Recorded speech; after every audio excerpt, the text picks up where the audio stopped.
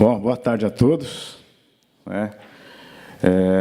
Como foi apresentado aqui, eu sou repórter da Agência Estado, Broadcast de Economia, e gostaria de agradecer, primeiro, a organização deste evento pelo convite.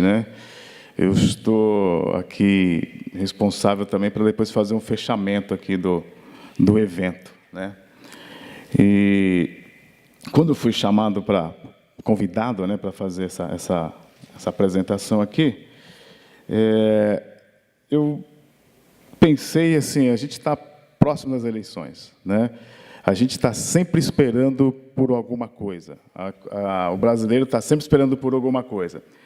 E aí eu me lembrei da peça do Samuel Beckett, Esperando Godot, Essa peça foi estreada em 1953 na França. Agora, por que veio esse tema na minha cabeça? Porque no Brasil, política e economicamente, a gente está sempre esperando um grande líder que vai resolver nossos problemas, um fato econômico nacional ou internacional que vai dinamizar a nossa economia. Foi aí que eu pensei nesse tema.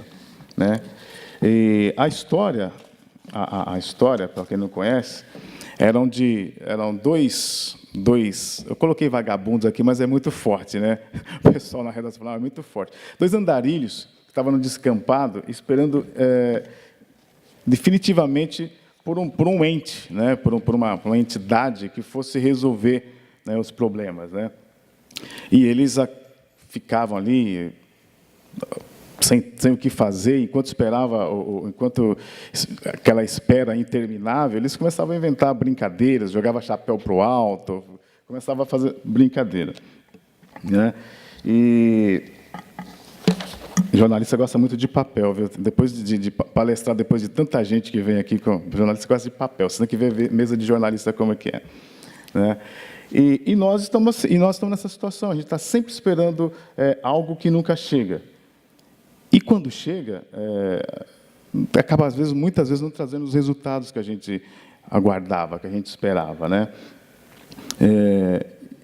E aí a gente vai inventando coisas, a gente espera coisas. Depois da Copa do Mundo, depois das eleições, das Olimpíadas, depois do recesso parlamentar e judiciário, aí a coisa vai resolver. E agora são as eleições.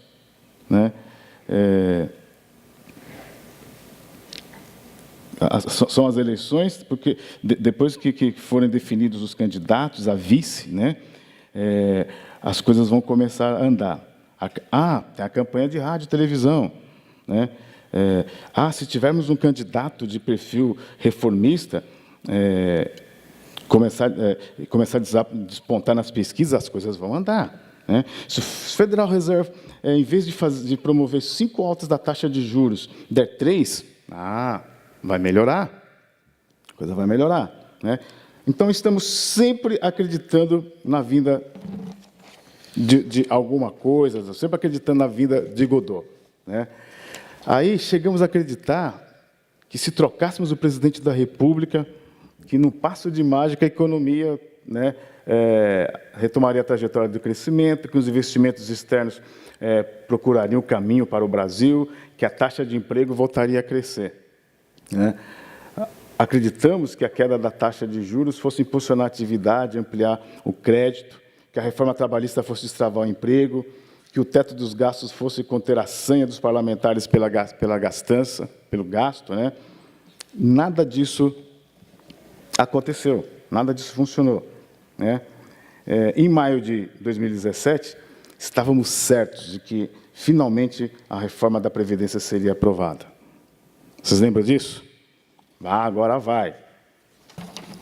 O nosso Godot não veio.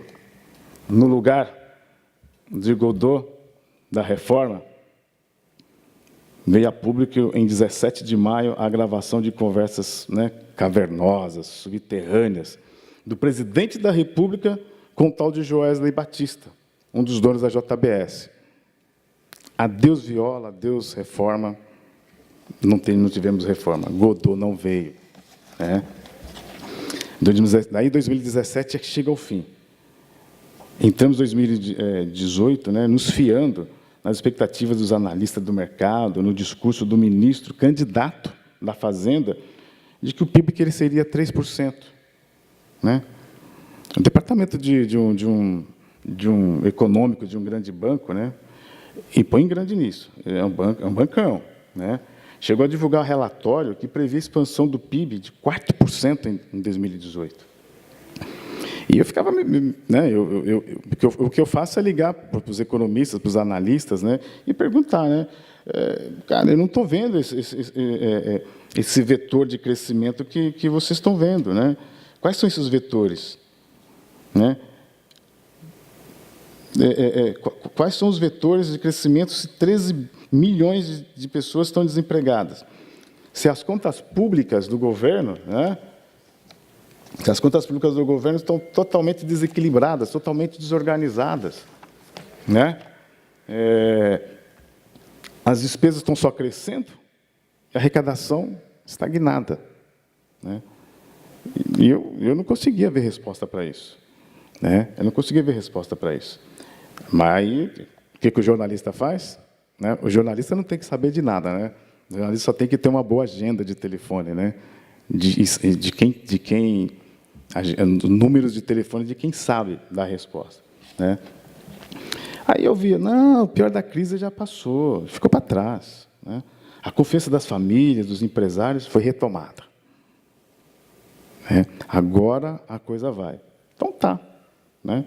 Os caras são especialistas. O que eu sou? Eu sou mendigo de informação, né? Então, tá bom. Aí, o Meirelles, o ministro da Fazenda, dizia que as reformas iam sair porque tinham deixado de ser um assunto restrito dos economistas, dos departamentos econômicos, dos empresários, e tinha passado a ser um debate da sociedade. O povo na rua está falando da reforma da Previdência, das reformas em geral, né? Eu vou questionar o homem? Não, ele era o capitão do Dream Team, né? A melhor equipe econômica que nós já tivemos, né? E eu ouvia isso todos os dias. Vamos em frente. 11 de janeiro. Você se lembra o que aconteceu nesse dia? A agência de classificação de risco Standard & Poor's rebaixou o rating do Brasil de BB para BB-, modificou a perspectiva de nota negativa para estável. Vai melhorar. Godot está chegando, né? Opa, ele está vindo, né? A explicação. Falhas nas negociações do Congresso para aprovação da reforma da Previdência no final do ano passado. Fraqueza da economia, incertezas em relação às eleições de 2018. Como aqueles vagabundos lá, a gente está sempre arranjando uma brincadeirinha, sempre jogando o chapéu para cima. Passar o tempo, né? Godot não veio mais uma vez.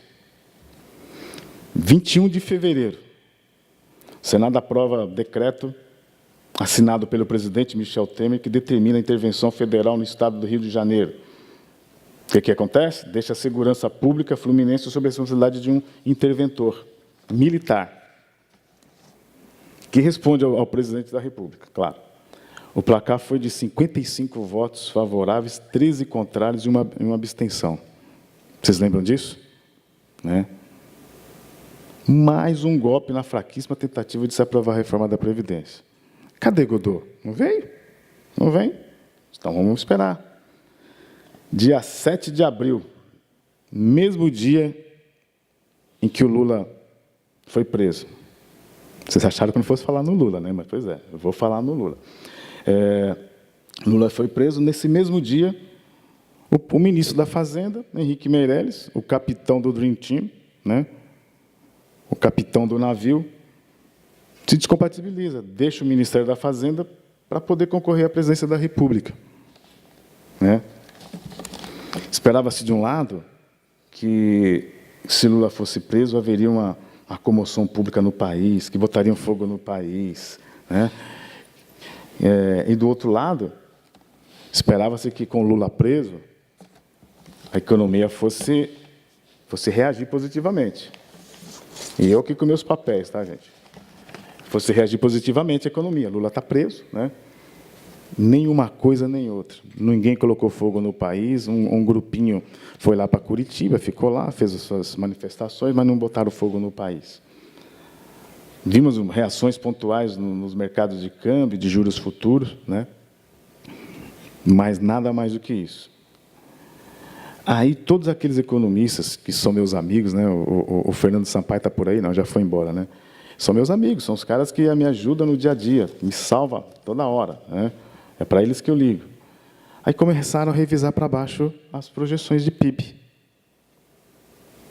Ah, mas no PIB não ia crescer 3%, né? Não tinha banco falando que ia chegar a 4%.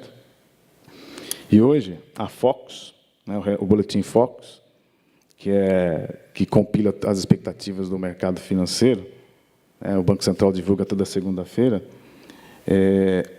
está prevendo um crescimento de 1,5% do PIB em 2018. Né? 1,5 ponto percentual do PIB desapareceu, foi destruído. Né? E tem economistas com quais eu já converso que já admitem que o PIB vai ficar em 1% esse ano, em torno de 1%. Né? Ah, mas foi a greve dos caminhoneiros. Mais uma vez a gente arranjando uma desculpa, mais uma vez a gente, né, dando a desculpa para o Godot que não veio. Foi a greve dos caminhoneiros que derrubou a previsão de crescimento do PIB. Só que antes da greve dos caminhoneiros, né, esses agentes econômicos já estavam revisando para baixo as suas projeções. Né? A greve dos caminhoneiros, na minha avaliação, né, ela só lançou luz sobre a fragilidade da nossa economia. Né? Foi um resfriado forte, é verdade, que acometeu um corpo cujo sistema imunológico já estava gravemente debilitado por uma doença gravíssima. Né? As nossas contas públicas, né? Nosso fiscal desarranjado. Não tem como. O governo não tem margem de manobra para fazer investimento. Né? Ilha Goldfein, presidente do Banco Central, passou a reiterar que, nas suas manifestações públicas, e o Banco Central, por meio de seus comunicados, né, de que o cenário benigno estava chegando ao fim. Né? O cenário externo já não iria mais contribuir para o bem da nossa economia. Né? Aí, Godot não veio. Agora, o nosso Godot passa a ser as eleições, né? Como eu disse no começo. A vitória de um candidato que vai fazer a reforma da Previdência, cuidar da regra de ouro, né? Cuidar do teste, caminhar a reforma tributária, fazer a revisão do ajuste do salário mínimo, né? Abrir a economia, né? Foi falado aqui hoje, fazer que nem o Fabiano, né? Vai tomar também emprestado algumas palavras do ministro Rubens Barbosa, né? Abertura da economia. Tem que privatizar e trazer o investimento, né, de volta, investment grade de volta, né? O nosso selo de bom pagador. Né? Então, a gente está esperando por este presidente, por esse candidato que vai nos fazer esse milagre. Né? Eu estava vendo outro dia o painel Globo News Painel, e tinha ali 3 economistas, um, inclusive, ex-secretário de Política Econômica da Fazenda, e ele falou uma coisa que eu tenho que concordar com ele. Não existe político reformista. Não existe político que não gosta de gastar. Sabe? Político chega lá, ele vai querer gastar. Ele não é reformista. O Temer só fez reforma porque era a única forma dele se manter. O Temer não é reformista. Né? Eu, quando tive que pedir autorização para o jornal para eu vir aqui, né? Não vai assim, você tem que pedir autorização. Pelo amor de Deus, não fala de política lá, não emite opinião política lá. Não faça isso, você é jornalista. Tá bom, mas assim, não tem jeito. Eu tenho que falar. Vocês conhecem algum político que não gosta de gastar? Não, pode levantar a mão. Se alguém falar que eu conheço, levanta a mão. Eu não conheço. O cara gosta de gastar. O cara não é reformista. Fazer reforma para tirar aquilo do qual eu estou ganhando, não vamos mexer com isso, não. O investment grade, não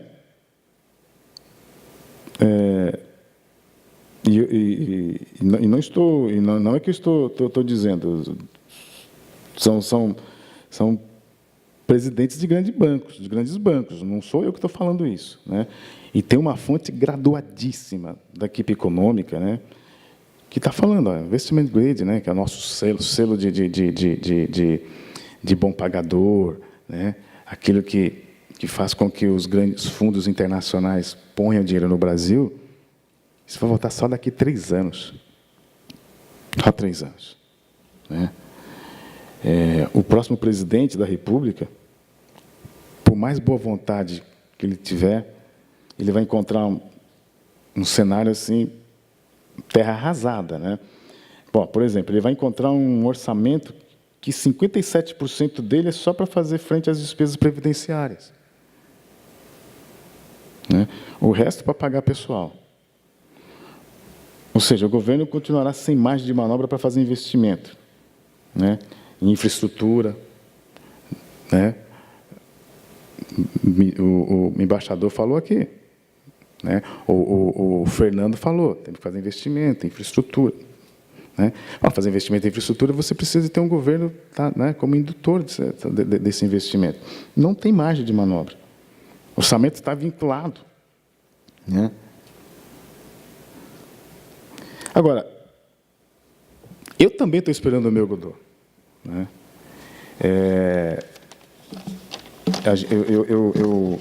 Eu acredito que o próximo presidente vai encontrar a situação tão péssima que não vai restar a ele outra saída a não ser tomar alguma atitude, fazer reformas. Eu acredito. Agora eu que estou esperando o Godot. Porque assim, a situação vai estar tão péssima que esse presidente revestido de legitimidade, com o poder das urnas, credibilidade, ele não vai ter outra saída a não ser usar seus primeiros meses de governo para implementar algumas reformas. Aí, a confiança pode voltar. Com ela volta o crédito, volta o investimentos, o emprego, a produção. E sabe o que é o melhor de tudo isso? É que esse próximo presidente, como já foi falado aqui hoje, ele vai pegar um cenário de juros baixos, inflação baixa, e uma ociosidade da economia monstruosa. Ontem eu estava conversando com o secretário do Tesouro Nacional, o Mansueto Almeida, e ele estava falando exatamente isso. Assim, o Brasil tem espaço para crescer sem que vá sofrer pressão inflacionária. O hiato do produto nos garante isso. E ele acha que a economia pode crescer, isso nos próximos 2, 3 anos, algo em torno de 2,5% a 3%, sem pressão inflacionária.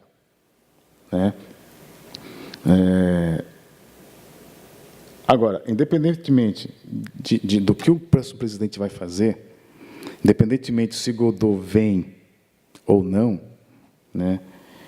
o que eu acho que a gente tem que fazer é trabalhar, gente.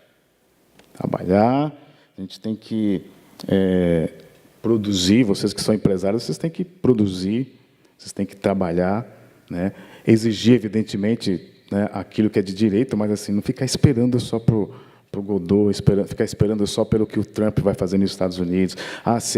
Se a normalização da política monetária no mundo vai melhorar. Será que as barreiras tarifárias, a gente tem que trabalhar, né?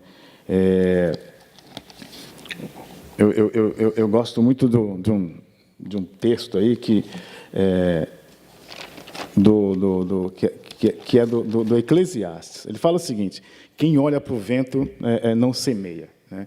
E quem olha para as nuvens não colhe, né? Então, assim, a gente tem que brigar, a gente tem que exigir mesmo. A gente sabe, o governo tem que, porque assim, uma vez eu estava conversando com uma pessoa, falou assim: olha, o governo é o nosso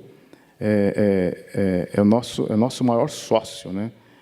Ele falou assim: não, o governo não é nosso sócio, o governo é nosso dependente, né? O governo não produz nada, mas o governo quer imposto, quer imposto. E eu não acredito que o próximo governo não vai aumentar imposto. Ele vai ter que aumentar imposto, né? E para fechar o evento, conforme o Carlos me pediu, né, Carlos? Aqui hoje, todos os palestrantes colocaram problemas, né? Fizeram um diagnóstico do que está acontecendo na economia, no Brasil e no mundo, mas colocaram saídas, né? Colocaram saídas. Quer ver? O Carlos Sampaio foi o primeiro. Sampaio, né? Foi o primeiro a falar aqui, né? Fernando Sampaio. Carlos Sampaio é outra área, né? É outra área. E o Fernando colocou aqui os problemas. Ele citou que o Banco Central pesou a mão na questão da taxa de juros, né? Mas ele falou que o próximo governo vai ter que mexer no teto dos gastos, porque, caso contrário, ele não vai ter margem para fazer investimento. Vai ter que mexer no teto dos gastos, né? E o mercado financeiro fica arrepiado quando ouve esse tipo de coisa, né? Mas ele falou exatamente o que eu disse aqui, que o próximo governo vai pegar um cenário econômico, né, que jamais nós tivemos, né, que é de inflação baixa, juros baixos, né, desemprego. É triste falar isso assim, mas uma das variáveis mais importantes do ajuste econômico, infelizmente, foi o desemprego, né? Infelizmente, quando eu vi os economistas falando: olha, a principal variável de ajuste econômico no Brasil é o desemprego. Eu me arrepiava. Falei: mas como é que o cara pode falar um negócio desse? Como o cara pode ser tão maquiavélico desse jeito? Mas foi e está sendo, né? Então, o próximo governo vai pegar um cenário econômico favorável, né? A economia não vai crescer 3%, mas vai fechar o ano crescendo 1,5%, né? Então, assim, ela leva um carregamento significativo para o próximo ano, né? O carregamento estatístico para o próximo ano é bastante significativo. Então, o próximo governo, se tiver boa vontade, o embaixador falou aqui? Vontade política. Estou fazendo que nem a Fabiana, estou copiando, né, Fabiana? Vontade política. Acabou? Né? Então, só para terminar, a gente tem problemas seríssimos, mas a gente tem uma grande oportunidade. É clichê, é chavão dizer assim, mas assim, essa crise está nos abrindo uma janela de oportunidades assim, sem precedentes, né? A gente vai poder fazer as reformas, tem que ser feitas as reformas, né? Continuar as reformas. Ontem, conversando mais uma vez, só para terminar, conversando com o Mansueto, ele falando: olha, o governo a gente vai tentar, no final, depois das eleições, depois do Godot, né, a gente vai tentar colocar novamente a reforma da Previdência para debate. Porque se ela for aprovada na Câmara, for aprovada no Senado, o próximo governo já entra ganhando de 5, 6, 7 meses de discussão. Basta ele sinalizar, seja ele quem for, né, sinalizar realmente compromisso, interesse com as reformas. Tá ok?